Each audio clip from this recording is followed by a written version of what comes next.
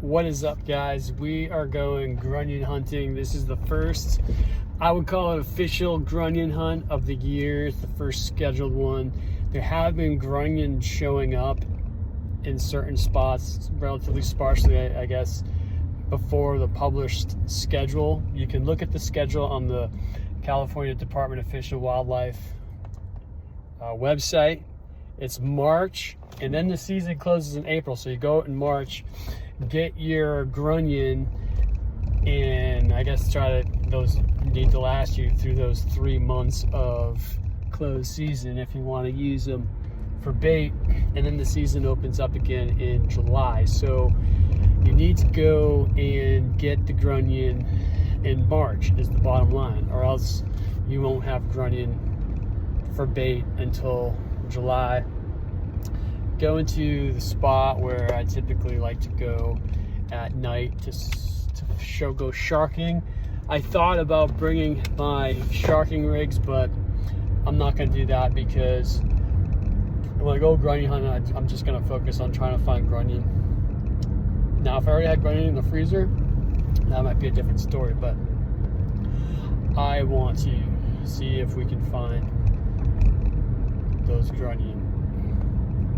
I'm gonna go to a spot where the sand is flowing and moving a lot, because that sand is nice and soft, and I know it's a good spot for soft sand because there's a bunch of sand crabs in that spot.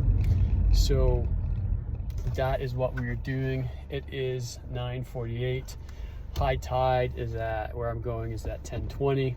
And last year, I was looking at my logs. Last year I was grunion hunting almost exactly a year ago, and they showed up like immediately with the tide. I was kind of surprised. So hopefully we have that same kind of luck this year, and I'm kind of stoked. There's some folks that are out on some other beaches that I'm excited to see how they do.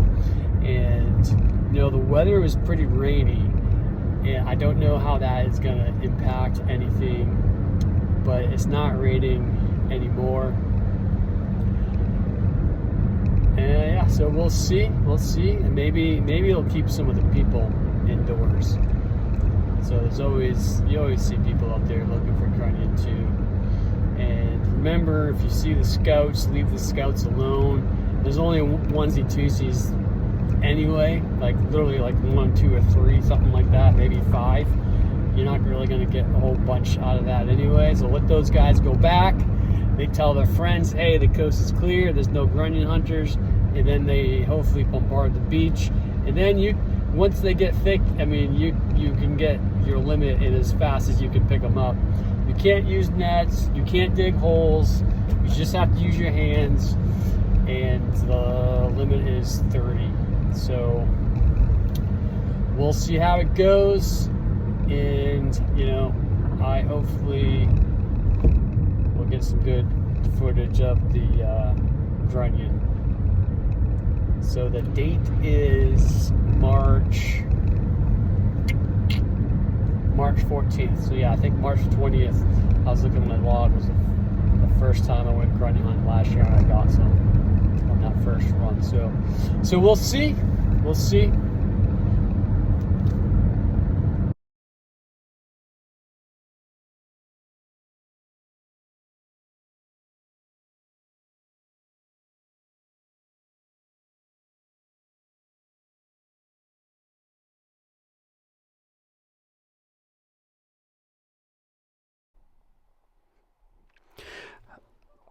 All right, so I got to the beach a little past 10 o'clock, and I saw the first scouts at right thereafter. I saw the first scout at like 10:14. I even got that on my I mean, I know because I looked at my watch, but I was walking down the beach and I saw a big crane bird just standing on the shoreline right where the surf is, and he was looking out to the ocean. And so I was like, I'm going to go where he's grunion hunting. And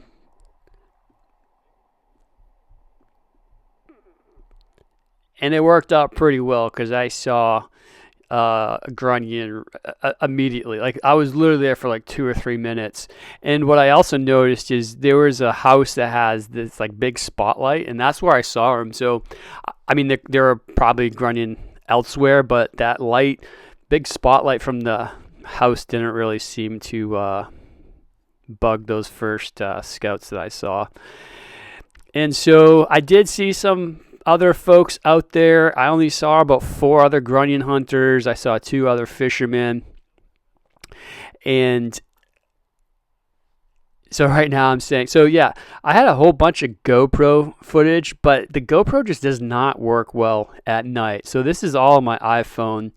I wish my GoPro would just take better video at night. And my iPhone makes it look brighter than it really was. It was dark. I mean, something about the iPhone just really works well at night. But anyways, I did see some people using nets. Don't use nets. You don't really need to use nets. So you're not seeing tons here. But what I was doing is I was going to my secret spot, and then I was walking away from it just to let the Grunion kind of recongregate, because they will go back into the water if you're walking around and with a light. And I was kind of comparing my secret spot to the wide open beach, and they were there, lightly, consistently, I would say, on the open beach. And if you're just walking like this, I mean, you're eventually going to get your 30. There were some pockets here and there, and so sorry about the background noise. Remember, amateur YouTuber here. Let's see, how do I lower the background noise? Alright, yeah, so Grunion, great bait. Why do you sacrifice so much sleep for doing this? It's because it's great bait. Calico bass love these things. You take them to where your favorite calico spot, and there's no guarantees, but it's about as close to getting a calico as I can tell you. And what I noticed when I was fishing with these for calicos is I got a few close-up shots, but they have like a very unique glimmer or glow or shine or something to them, and then they're dead. And because they're dead, it's like this easy target for them. It's easy to see. It's easy for them to eat. They don't have to expend a lot of energy to eat Grunion. And just like halibut, right? Halibut are probably like the laziest fish in the ocean. They're ambush predators. These things go floating by their face. They can't help but eat it because they know they don't have to expend energy to eat a Grunion. And yeah, I think it's just something about the color, the shimmer, when you are fishing with these things that they like. So I think the weather kept a lot of people home. Here's some. And it definitely got better as the night went on. And I did go to another spot, but the sand was much different consistency. I think the other spot I went to was recently dredged, and I don't know if I'm just taking crazy pills or whatever, but the dredged sand is just different than the naturally occurring sand. It's a little bit more coarse and hard, and I didn't see any Grunion. But see how like there's rocks there, and the water flows around those rocks as the tide goes in and out. They love that soft sand, and this is also where I just find the mother lode of sand crabs. And one thing, as I was just thinking a second ago, I didn't see any sand crabs in this spot. It's almost like the sand crabs go away or something. They let the Grunion do the thing, and then they'll come back to the surface. But there are a bunch of sand crabs, and yeah, you can't even help but like sometimes just step on them because they're everywhere. And I've seen them much thicker than this, but this is the first night of the first run. They say it gets better as the run goes on. But this was a full moon run.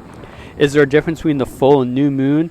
I'm not sure, but as you know, with the full and new moons, that's when you have the biggest tide swings, and that's what they like. They like that big tide swing, because what happens is they lay their eggs, and then when the tide comes in, the next cycle, that next high tide on the new or full moon, whatever is next, those little larvae eggs or whatever get washed back into the ocean, and then that's how the Grunion are made. And I did get some video of some of the mating action going on. I didn't see tons of females. But again, once I had my limit, I was just kind of more concerned about getting some good footage. So, I mean, no one watches my videos anyway, so I don't really care a whole lot if you see exactly where this is. So yeah, that's that. But just all night, like I said, I had almost 10 plus minutes on my GoPro, but the GoPro just doesn't film well at night. I have a GoPro 9, I think it is. That's like my only disappointment about the GoPro. Then transferring it to my laptop, blah, blah, blah, it just takes a long time. So this is pretty good. I mean, if you can't get your 30 on a night like this, then I got nothing for you. And what else? So I met another guy. There's a guy fishing. He's super cool. We just shot the breeze for a good 10, 15 minutes, and he's telling me his secret spots, and I'm giving up some of my information, and then he's like, hey, let's connect on Instagram so we can go fishing together. It's kind of funny, like if you see some guy out there fishing at like, midnight 30, he's probably pretty much into it just like you kind of know that, okay, this is the diehards. These are the guys that like to do a lot of fishing. And I say guys because I don't see any females out doing this at night, only us. Okay, so here we go. Here's some grunion sex going on. So see the female, she's backed into the sand, and the males wrap around that female and release their milt. Just a couple photos. You can see the sand, how like they mark up the sand. I see a female in the lower middle, and yeah, this is a pretty good little spot right here. Here's my grunion. You can see they're still trying to mate. You see those orange eggs. Dry them off on paper towels, just like so. Get them nice and dry. Line them up, head to tail like that. Vacuum seal them. I like to do 10 per pack because it's just easy that way. And freeze them flat.